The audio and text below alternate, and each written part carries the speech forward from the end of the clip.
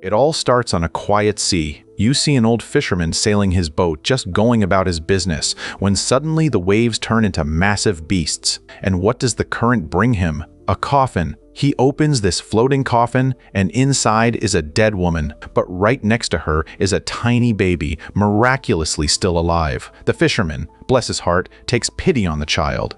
He rescues the infant, decides to raise him as his own, and gives him the name Perseus. Time passes, and Perseus is growing up. The fisherman, feeling restless, decides it's time for a change, a new life in a new place. So, he packs up his family and they set sail. As they're passing by a coastal city, they see an unbelievable sight. People are deliberately throwing a huge statue into the sea. And this wasn't just any statue, it was a statue of Zeus, the self-proclaimed king of heaven, the god of all gods. As the statue sinks, the sea absolutely erupts. The waters churn and monsters start emerging, attacking everything in sight. Then, all these creatures merge together, forming a horrifying black smoke. This wasn't just a monster, it was the underworld god, Hades. Hades immediately targets the fisherman's family. There's a terrible shipwreck, and the entire family is wiped out. Perseus is the only one who survives. You can imagine the heartbreak. This was his family, the only one he knew. Devastated but fueled by a burning rage, Perseus vows, "I will avenge my family no matter the cost." Now, let's step back and look at what's happening in the heavens. Zeus desperately wants to be worshipped, but people have had enough. They're starting to tear down his temples and destroy his statues, and throwing the big one into the sea was the final straw. They have crossed a line, and Zeus is furious. It's at this moment that Hades comes up from the underworld to meet with Zeus face to face. It is the duty of human beings to worship us. Hades booms. What are they doing? They're betraying us. Hades then offers, "If you command me, I can use my power to create fear among them. They've strayed, but if I scare them enough, they will immediately start worshiping again." Zeus, though angry, still wants peace. But honestly, he feels he has no choice left to deal with these rebellious mortals. So, he gives Hades permission to act. Soon after, the soldiers who threw the statue are rounding up people, and they abduct Perseus too. They drag him into the palace, where the king and queen are holding a celebration, bragging about their great triumph over Zeus. "Human beings are superior," they declare. But their own daughter, the princess, objects. "This is unfair. We shouldn't be so selfish." Queen just dismisses her, "You know nothing." Suddenly, Hades appears in the hall. The moment Perseus sees the creature that killed his family, he snaps. He grabs a sword, ready to strike, but a mysterious young woman grabs his hand and stops him. Hades then glides toward the queen and kills her in a mysterious, horrifying way. He addresses the people in the palace, delivering a chilling prophecy. "In exactly 10 days, there will be a solar eclipse. I will send a great monster to you. It will wipe out your entire city. Your one chance to save everyone is to sacrifice the princess." He warns them that if they don't, the city is doomed. As he's leaving, he drops a bombshell. Perseus is also part god. Because of this revelation, the people imprison Perseus. In the cell with him is the same charming girl who stopped him from attacking Hades. Her name is Io. Io asks him, "Do you want to know how you came to be? How you are part God?" She then reveals a very old story. There was a king who ruled a mountain area. For various reasons, some gods wanted this king removed. But Zeus, being compassionate, didn't want to just kill him. Instead, he secretly slept with the king's wife, making her the mother of his son. When the king discovered his son was illegal, he locked the queen and baby in a coffin and threw them into the sea. But as he did it, a lightning bolt flashed, and the king was struck dead. "That," Io tells Perseus, "is why you are half god, half man." And then she makes an even more stunning confession.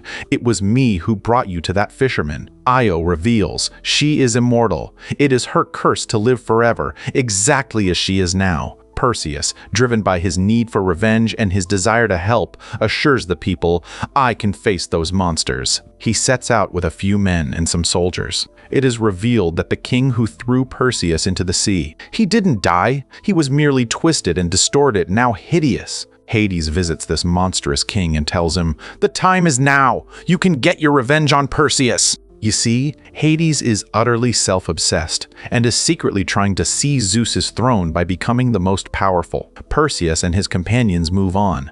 He's learning swordsmanship from a trainer. In the forest, Perseus finds a powerful sword, a gift from Zeus. But Perseus doesn't keep it. He hands it over to his trainer. Then they spot the majestic winged horses. Io explains, "No one has ever ridden them." Perseus manages to soothe and tap them gently. Suddenly, the distorted king arrives. A brutal fight begins. The hideous king actually manages to bite Perseus's hand, drawing blood. The military arrives, and a massive battle ensues. Perseus's new friend manages to chop off the king's hand. The king, bleeding heavily, flees. But where his blood drops, gigantic scorpions appear. They are huge, bigger than men, and the soldiers struggle to fight them. A giant scorpion lunges for Perseus. He puts up his shield, and Io bravely cuts off its leg. Enraged, the scorpion turns on her, but Perseus saves Io. Just as they kill another scorpion, more appear. Then, a group of jinn arrives, a band of powerful genies, and they stop all the scorpions.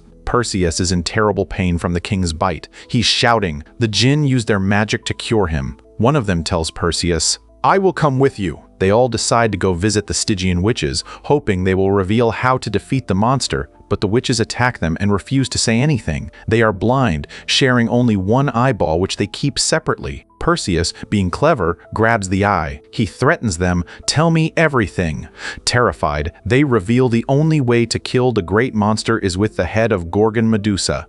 She lives in the underworld, and defeating her will be incredibly difficult. The witches mock him. "We know you will play a losing game." Ignoring them, Perseus returns and meets Zeus. Zeus gives him a magic coin and then leaves. Perseus and his group walk until they reach the Temple of Medusa. The magic coin summons a ship, and it takes them the rest of the way. On the ship, Io gives a final, crucial warning. Don't look into her eyes, otherwise you will turn to stone. They enter Medusa's temple, and she immediately attacks. She tries to burn Perseus and the jinn with fire, but Perseus uses his sword to save them both. Meanwhile, Medusa is turning the soldiers into stone statues. Perseus knows he can't look, so he closes his eyes and bravely confronts her. He fights blind and manages to behead her. The head of Medusa is his. As Perseus leaves the temple, excited about his triumph, the hideous king, in a cruel act, kills Io from behind. Devastated, Perseus turns to his trainer and hands him the sword given by Zeus, saying, "Give me that sword of Zeus." He then engages the monstrous king in a duel. At that moment, the winged horse appears, and Perseus is the very first person to ever ride it. He flies off to rescue the princess.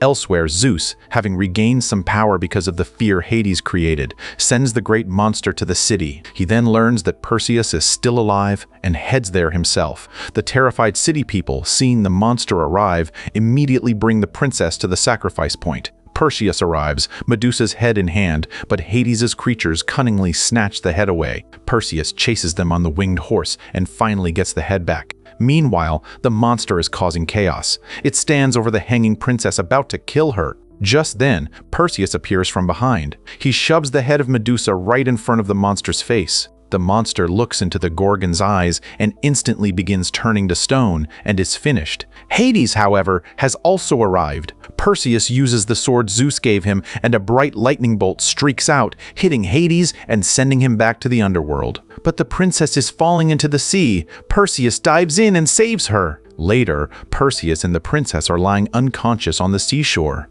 The winged horse approaches and restores their senses. The princess is incredibly impressed. "I like you," she says. "Why don't you take the king's seat here?" Perseus responds. "No, I can't. I still need to go to Zeus. Congratulations on taking the seat of queen." When Perseus meets Zeus, the great god offers him a place among the gods, but Perseus refuses. Zeus then reveals Hades is still alive. He's just weakened and has retreated to the underworld. He's waiting for the day when people stop worshipping us, because that's when he'll gain his strength. Devils grow strong when people fear them. No human has ever defeated him, Zeus admits, but you are the one who knelt him down. You have that magical sword and the winged horse. Zeus then says, "I hand you over the third thing," and disappears. Perseus then encounters Io.